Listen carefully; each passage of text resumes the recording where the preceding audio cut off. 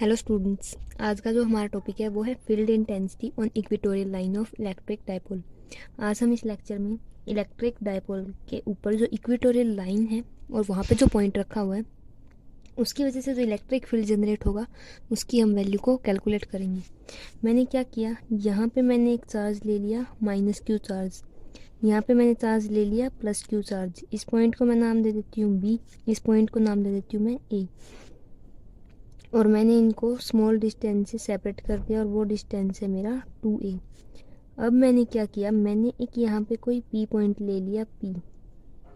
ये जो P point है ये परपेंडिकुलर पॉइंट है डायपोल पे, और जो ये P पॉइंट है इस पॉइंट से हम इलेक्ट्रिक फील्ड की वैल्यू निकालेंगे इन डायपोल्स के कारण जो इलेक्ट्रिक फील्ड जनरेट होगा इस P पॉइंट पे। और जो P का डिस्टेंस है सेंटर O से, उसका डिस्टेंस, उसका नाम दे दिया मैंने R। जो OP है मेरा वो हो जाएगा R। और जो +Q के कारण जो मेरा इलेक्ट्रिक फील्ड होगा वो मेरा आउटवर्ड होगा, क्योंकि हम पढ़ चुके हैं पहले कि जो +Q चार्ज के कारण जो इलेक्ट्रिक फील्ड होता है वो आउटवर्ड डायरेक्शन में होता है। और जो मेरा -Q के कारण जो इलेक्ट्रिक फील्ड होगा वो मेरा इस डायरेक्शन में होगा, और जो मेरा रिजल्टेंट इलेक्ट्रिक फील्ड होगा वो इस डायरेक्शन में होगा। अब रिजल्टेंट इस डायरेक्शन में क्यों होगा वो भी मैं आपको एक्सप्लेन कर देती हूँ। मेरा रिजल्टेंट इस डायरेक्शन में क्यों होगा, क्योंकि जो मेरा ये इलेक्ट्रिक फील्ड है ये एट एन एंगल पे है, और ये भी electric field at an angle theta पे है, और ये इलेक्ट्रिक फील्ड भी एट एन एंगल थीटा पे है। अब मैं क्या करती हूँ कि जो ये मेरा इलेक्ट्रिक फील्ड है इसको मैं E1 नाम दे देती हूँ। ये मेरा E1 इलेक्ट्रिक फील्ड है और ये मेरा E2 इलेक्ट्रिक फील्ड है। अगर मेरा E1 electric field at an angle पे है तो ये दो कंपोनेंट में रिजोल्व हो जाएगा। जो मेरा पहला कंपोनेंट होगा वो होगा E1 साइन थीटा, जो परपेंडिकुलर कंपोनेंट है, और जो हॉरिजॉन्टल कंपोनेंट है मेरा वो क्या होगा, मेरा हॉरिजॉन्टल कंपोनेंट होगा मेरा E1 कोस थीटा। सिमिलरली जो मेरा E2 इलेक्ट्रिक फील्ड है, ये वाला E2 इलेक्ट्रिक फील्ड, ये भी एट एन एंगल थीटा पे है, तो ये भी दो कंपोनेंट में रिजोल्व हो जाएगा। एक कंपोनेंट मेरा ये है और एक कंपोनेंट मेरा डाउनवर्ड डायरेक्शन में होगा। जो मेरा डाउनवर्ड डायरेक्शन में कंपोनेंट होगा वो होगा E2 साइन थीटा, और जो इस डायरेक्शन में होगा वो होगा मेरा E2 कोस थीटा। अब आपको एक चीज़ ध्यान रखनी है कि जो परपेंडिकुलर वाला होता है वो हमारा हमेशा साइन थीटा होता है, और जो पैरेलल वाला या फिर हॉरिजॉन्टल वाला होता है वो हमारा कोस थीटा होता है। इट मीन्स जिसके साथ आपका थीटा है, फॉर एग्जांपल ये है, यहाँ पे थीटा बना हुआ है, यहाँ पे थीटा नहीं बना हुआ, जिसके साथ थीटा बना हुआ है वो हमेशा हमें कोस लेना है, और जिसके साथ थीटा नहीं है वो हमेशा हमें साइन लेना है। इस चीज़ का हमें ध्यान रखना है। अब हम क्या करते हैं, इनको नेमिंग दे देते हैं। फॉर एग्जाम्पल इसको मैं नेमिंग दे देती हूँ F, और जो ये कंपोनेंट है इसको मैं नेमिंग दे देती हूँ यहाँ पे D, और जो ये कंपोनेंट है मेरा इसको मैं नेमिंग दे देती हूँ R। सिमिलरली इस कंपोनेंट को हम C और इस कंपोनेंट को E। ये मैंने इनको सभी को नेमिंग दे दी है। आई होप ये डायग्राम आपको क्लियर होगा। और अब हमने एक चीज़ पढ़ी थी कि जो डायपोल मोमेंट है इसकी डायरेक्शन कहाँ से कहाँ तक होती है, नेगेटिव टू पॉजिटिव। तो जो मेरा डायपोल मोमेंट है वो उस डायरेक्शन में होगा। और ये बात भी आपको पता है कि ए बी जो मेरा है वो मैंने यहाँ पे 2a लिखा हुआ है। ए बी मैंने 2a क्यों लिखा हुआ है, ये हमने यहाँ पे कुछ थ्योरी लिखी हुई है कि जो मेरा ए बी है वो मैंने 2a के इक्वल माना है। दो यहाँ पे मैंने +Q और -Q चार्ज लिए थे, और जो मेरा डायपोल मोमेंट है वो किसके इक्वल होता है, P is equal to Q 2a के इक्वल होता है। अब हम क्या करेंगे, electric field intensity find out करेंगे। We will find out electric field intensity, जिस पॉइंट पे हमें करनी है, कहाँ पे, P पॉइंट पे हमें इलेक्ट्रिक फील्ड इंटेंसिटी कैलकुलेट करनी है, तो हम यहाँ पे लिखेंगे एट P। और जो मेरा ये OP है ये मेरा कितना माना हुआ है मैंने, R, तो मैं यहाँ पे लिख दूंगी कि जो मेरा OP है वो किसके इक्वल होगा, R के इक्वल। उसके बाद सबसे पहले हम क्या निकालेंगे, E1 इलेक्ट्रिक फील्ड। E1 किसके कारण था, E1 इलेक्ट्रिक फील्ड था जो मेरा वो था +Q चार्ज के कारण। +Q चार्ज के कारण है क्योंकि मैंने यहाँ पे ये E1 लिया हुआ है, और ये मेरा +Q चार्ज पार्टिकल के कारण है। तो मेरी जो ये E1 की वैल्यू आएगी वो आएगी Q/r²। हमारा R कितना था, R मीन्स हम डिस्टेंस लेते थे यूजुअली, और डिस्टेंस कितना है मेरा BP का स्क्वायर। तो मैं यहाँ पे लिखूँगी BP का स्क्वायर। ये BP का स्क्वायर क्यों आया, क्योंकि हम डिस्टेंस लेते हैं यहाँ पे।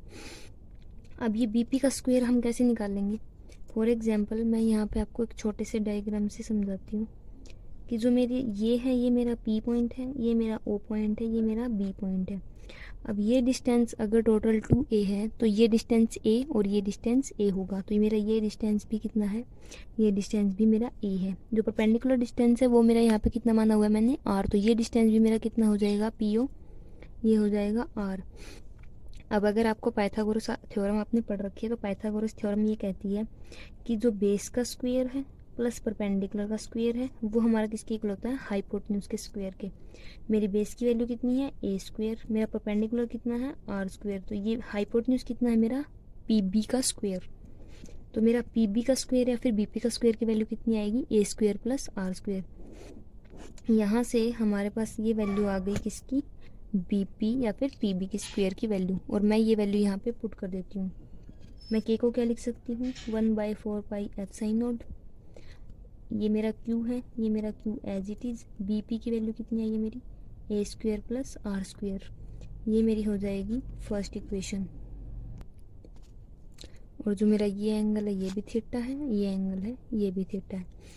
और अब जो मेरा एंगल है PBA वो किसके इक्वल होगा, एंगल PAB, ये दोनों किसके इक्वल हैं, थीटा के। जो मेरा एंगल PBA है और PAB ये दोनों एंगल थीटा हैं, ये दोनों इक्वल होंगे। जो मेरा E1 है उसके दो रेक्टेंगुलर कंपोनेंट्स हैं, एक है E1 कोस थीटा, ये लॉन्ग है PR के, P मेरा ये रहा, R मेरा ये रहा, आई होप आपको दिख रहा होगा। ये मेरा PR है, ये है मेरा E1 कोस थीटा, और जो मेरा E1 साइन थीटा है वो है अलोंग PF के, PF के लॉन्ग है मेरा E1 साइन थीटा, और जो PR है इसके लॉन्ग है मेरा E1 कोस थीटा। तो मैंने ये यहाँ पे E1 कोस थीटा मेंशन कर दिया अलोंग PR के, और E1 साइन थीटा होगा अलोंग PF के इक्वल।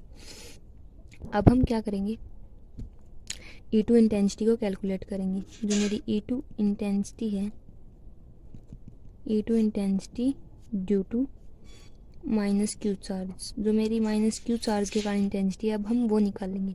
और ये आप अपनी मर्ज़ी से मान सकते हैं कि आपको E1 इंटेंसिटी कौन सी लेनी है और E2 कौन सी लेनी है, इससे आपके उस पे डेरिवेशन पे कोई भी इफेक्ट नहीं पड़ता। मैं क्या करती हूँ, E2 इंटेंसिटी को कैलकुलेट करती हूँ, ये होगा मेरा 1/4 पाई एफ साइन और एज इट इज़। Q मेरा क्या रहेगा, ये Q चार्ज, क्योंकि हम मैग्नीट्यूड लेंगे, हम ये नहीं देखेंगे कि चार्ज प्लस है माइनस, हम सिर्फ मैग्नीट्यूड लेते हैं। और यहाँ पे जो मेरा डिस्टेंस है वो कितना होगा, अब यहाँ पे देखते हैं हम। मेरा ये E2 आपको दिख भी रहा होगा, ये मेरा क्या है, E2 है, ये रहा E2। अगर ये E2 है तो इसका डिस्टेंस कितना होगा मेरा, AP का स्क्वायर। अब हमें पता है कि मेरा BP का स्क्वायर कितना आया, यहाँ पे मैंने BP के स्क्वायर की वैल्यू निकाली थी A square plus R square.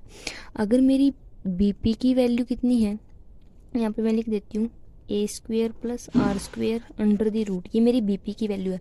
BP square की वैल्यू कितनी आई थी मेरी, यहाँ पे BP स्क्वायर की आई थी A square plus R square. Similarly जो मेरी AP की वैल्यू है वो भी कितनी आएगी, वो भी A square plus R square ही आएगी। ये क्यों आएगी, क्योंकि ये डिस्टेंस मेरा A है, ये डिस्टेंस मेरा R है। पाइथागोरस थ्योरम से ये मेरा कितना हो जाएगा, A square plus R square. Similarly मैं ये डिस्टेंस यहाँ पे लिख देती हूँ, ये होगा मेरा AP का स्क्वायर। और यहाँ पे मेरी जो AP के स्क्वायर की वैल्यू कितनी है, वो स्क्वायर रूट हमारा हट जाएगा। वो मैं बता देती हूँ आपको कि कैसे हटेगा। मैंने यहाँ पे लिखा हुआ है AP का स्क्वायर, और मेरी AP की जो वैल्यू आई है वो आई है under the root A square plus R square. यहाँ पे है मेरा स्क्वायर, स्क्वायर से स्क्वायर रूट कट जाता है, तो हमारी जो E2 की वैल्यू आई है वो आएगी 1/4 पाई एफ साइन नॉट Q। यहाँ पे हो जाएगा मेरा E square plus R square, ये मेरी हो जाएगी सेकेंड इक्वेशन। ये मेरी है सेकंड इक्वेशन। ये सिमिलरली अगर आपने एक चीज़ नोटिस की है कि जो मेरी E1 की वैल्यू है और यहाँ पे ये मेरी E2 की वैल्यू है, ये दोनों वैल्यूज़ क्या आ रही है मेरी, सेम आ रही हैं। मेरा E1 साइन थीटा और जो E2 साइन थीटा है वो एक अपोजिट डायरेक्शंस में है, तो वो एक दूसरे को कैंसिल आउट कर देंगे। और जो मेरा E1 कोस थीटा है और E2 साइन थीटा है ये सेम डायरेक्शंस में है, तो जो हमारी रिजल्टेंट इंटेंसिटी है वो ऐड हो जाएगी। अब मैंने यहाँ पे एक चीज़ नोटिस की है कि जो मेरी E1 और E2 की वैल्यू है वो दोनों सेम है, तो मैं यहाँ पे लिख सकती हूँ E1 की वैल्यू और E2 की वैल्यू सेम है। और जो मेरी रिजल्टेंट इंटेंसिटी E आएगी वो मेरी आएगी E1 cos theta plus E2 cos theta, क्योंकि दोनों सेम डायरेक्शन में और सेम डायरेक्शन में रिजल्टेंट हमेशा ऐड होता है। तो मैं यहाँ पे ई को लिख सकती हूँ 2E1 cos थीटा, क्योंकि E1 E2 इक्वल है। अब हम यहाँ पे E1 की वैल्यू को पुट कर देते हैं। जो E1 की वैल्यू है वो मेरी E1 E2 की सेम है, तो आप कोई भी वैल्यू पुट कर सकते हैं।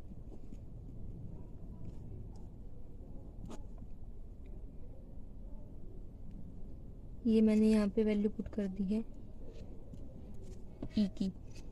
ये हमारे पास ई की वैल्यू आ गई। अब हम कोस थीटा की वैल्यू कैसे निकालते हैं? 10th में हम पढ़ चुके हैं कि जो हमारा कोस थीटा होता है वो होता है बेस बाय हाइपोटेन्यूज। अब हम इस ट्रायंगल में देखेंगे कि हमारा बेस क्या है। फॉर एग्जांपल मैंने POB ये ट्रायंगल लिया है, इसमें जो मेरा बेस है वो होगा OB। OB की वैल्यू कितनी है मेरी?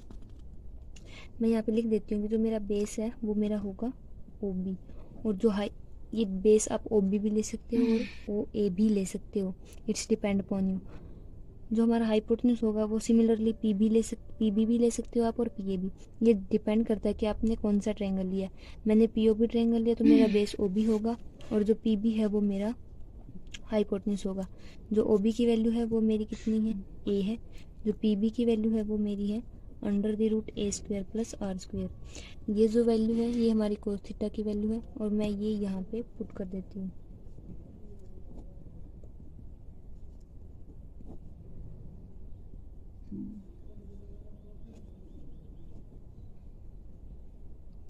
अब ये वैल्यू हमने यहाँ पे पुट कर दी है। अब ये क्या करेंगे, इसकी पावर है मेरी 1, इसकी पावर मेरी 1/2 है। ये दोनों पावर्स मल्टीप्लाई में है तो ये पावर्स ऐड हो जाएंगी, क्योंकि बेस सेम होता है तो पावर्स ऐड हो जाती हैं। यहाँ पे मेरे पास ऊपर है 2A³, यहाँ पे बचेगा 4πε0। अगर हम 1 और 1/2 पावर को ऐड करेंगे तो ये हमारे पास आएगी इसकी वैल्यू 3/2।